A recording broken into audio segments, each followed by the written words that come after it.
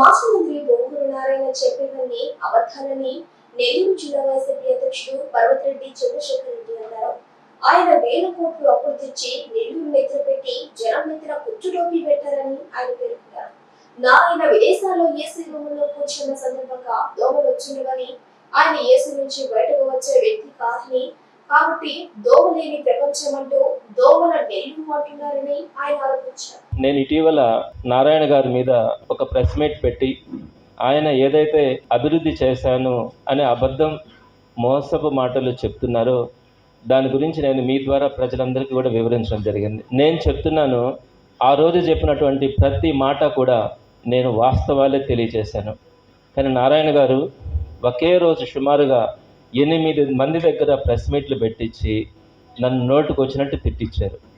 నేను నారాయణ గారిని ఒకటే అడుగుతా ఉన్నాను, మిమ్మల్ని నేను చాలా గౌరవంగా సంబోధిస్తున్నాను, చాలా గౌరవంగా కూడా మాట్లాడుతున్నాను. మీకు అర్హత లేకపోయినా గౌరవ ముఖ్యమంత్రి గారిని నోటుకు వచ్చినట్టు మాట్లాడుతున్నారు. రాక్షసుడని, సైకో అని మీకు నోటికి ఎంత వస్తే అంత మాట్లాడుతున్నారు. అయినా కూడా మేమెవ్వరం కూడా మిమ్మల్ని పల్లెత్తు మాట మాట్లాడి తిట్టట్లేదు. కానీ నేను మిమ్మల్ని మీరు చేసినటువంటి అబద్ధపు ప్రచారాలు ఏవైతే ఉన్నాయో అంకెలతో సహా మీకు నేను వాస్తవాలు తెలియచేస్తే మీరు నోటుకు వచ్చినట్టు తిట్టిస్తున్నారంటే మీ సంస్కారం, మీ సంస్కృతి అర్థమవుతుంది ప్రజలందరికీ కూడా. మీ ఒరిజినాలిటీ ఈరోజు నెల్లూరు ప్రజలు అర్థం చేసుకుంటున్నారు. మీలో లోపల ఉన్నటువంటి అపరిచితుడు ఎలా ఉంటాడు అన్నది ప్రజలందరూ కూడా చూస్తున్నారు. ఏంటి అంత అవసరం, అంత అహంకారం ఏంటి? ఏం మాట్లాడాను? ఒకవేళ నేను మాట్లాడితే పలానాది తప్పుందని చెప్పండి. నెల్లూరు ప్రజలు ఈ సంస్కృతిని నచ్చరు అని నేను మీకు తెలియజేస్తూ ఉన్నాను. ఇకపోతే నేను ఆ రోజు ఏదైతే కొన్ని పాయింట్స్ చెప్పినానో సుమారుగా నేను 15 పాయింట్స్ని మీ దృష్టికి తీసుకురావడం జరిగింది. ఆ 15 పాయింట్స్కి నేను కట్టుబడి ఉన్నాను. అవన్నీ కూడా నిజాలు. నేను ఒక్కసారి బ్రీఫ్గా నేను చెప్పిన ప్రతి మాటకి కట్టుబడి ఉన్నాను, అవి వాస్తవాలు అని నేను మరొకసారి మీ దృష్టికి తీసుకొని వస్తున్నాను. సుమారుగా 70 సంవత్సరాల క్రితమే నెల్లూరు నగర నియోజకవర్గంలో ప్రస్తుతం 28 డివిజన్లు ఉంటే 13 డివిజన్లలో 70 సంవత్సరాల క్రితమే అండర్ గ్రౌండ్ డ్రైనేజ్ నేటికి కూడా చక్కగా ఉంది. రెండో పాయింట్, మీరు ఆ 13 డివిజన్లని వదిలేసి మిగిలిన 15 డివిజన్లలో మాత్రమే మీరు అండర్ గ్రౌండ్ డ్రైనేజీ పనులు ప్రారంభించారు. మూడవది, మీరు అండర్ గ్రౌండ్ డ్రైనేజీకి అయితేనేమి, వాటర్ ఫెసిలిటీకి అయితేనేమి ₹1 కూడా రాష్ట్ర ప్రభుత్వ సహకారం నిధులు తీసుకురాకుండా పూర్తిగా హడ్కో నుంచి 11% రేట్ ఆఫ్ ఇంట్రెస్ట్తో 830 కోట్ల రూపాయలు అప్పులు చేశారు. ఇది వాస్తవం. అలానే ఇందులో 430 కోట్లు అండర్ గ్రౌండ్ డ్రైనేజీకి, వాటర్ సిస్టమ్కి 400 కోట్లని మీరు అప్పుగా తీసుకున్నారు. తర్వాత ఇకపోతే ఈ అండర్ గ్రౌండ్ డ్రైనేజ్ సిస్టమ్ గురించి నేను చెప్పాను. 8.8004% ఎక్సెస్ అంటే 45.69 కోట్ల ఎక్సెస్కి మీరు పనులు చేయించారని. కానీ మీరు అది అబద్ధం అని చెప్తున్నారు.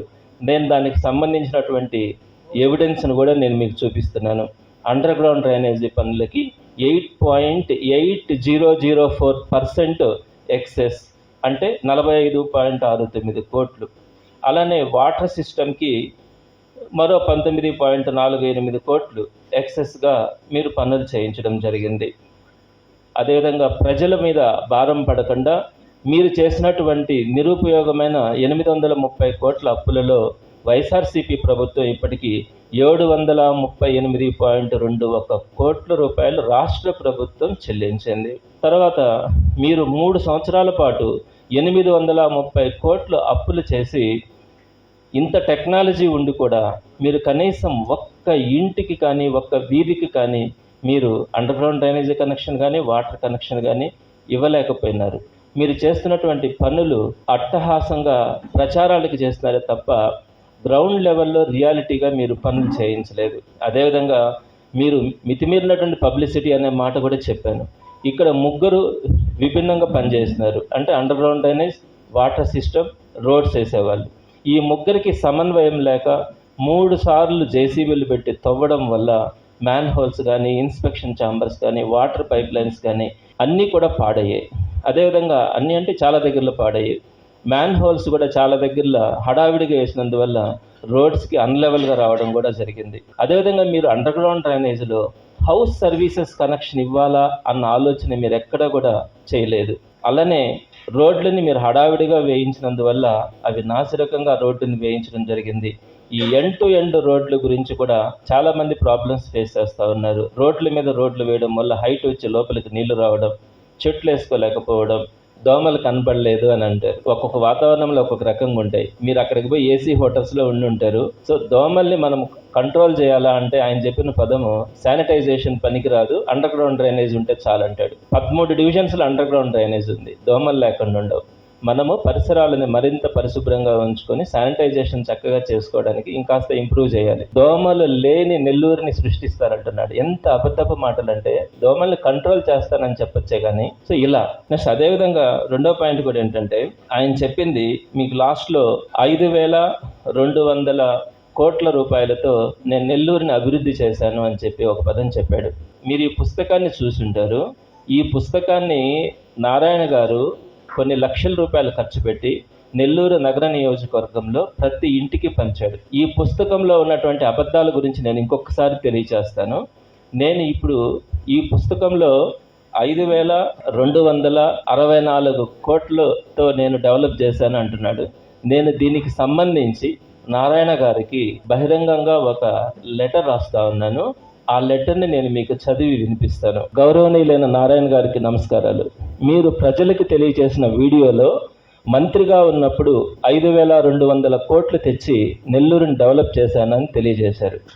మీరు నెల్లూరు నగర నియోజకవర్గంలో పెద్ద ఎత్తున పంచిన పుస్తకంలో మంత్రి హోదాలో నెల్లూరుకే 5,264 కోట్ల మొత్తాన్ని వెచ్చాను, ఇలా నగరాన్ని ఆదర్శవంతంగా తీర్చిదిద్దాను అని తెలియజేశారు. మీరు పోటీ చేస్తున్న నెల్లూరు నియోజకవర్గానికి వాస్తవంగా ఏ పథకానికి రాష్ట్ర నిధులు ఎంత తెచ్చారు? ప్రజలకు అబద్ధాలు కాకుండా వాస్తవ వివరాలు తెలియచేయండి. మీరు నెల్లూరు ప్రజలకు చెప్పిన ఈ మాటలు వాస్తవానికి కొంత దగ్గరగా ఉన్నా సరే నేను చెప్పింది పొరపాటు అని భావించి నా ఎమ్మెల్సీ పదవికి రాజీనామా చేస్తానని తెలియజేస్తున్నాను. సో నేను ఈ లెటర్ని నారాయణ గారికి పంపిస్తాను.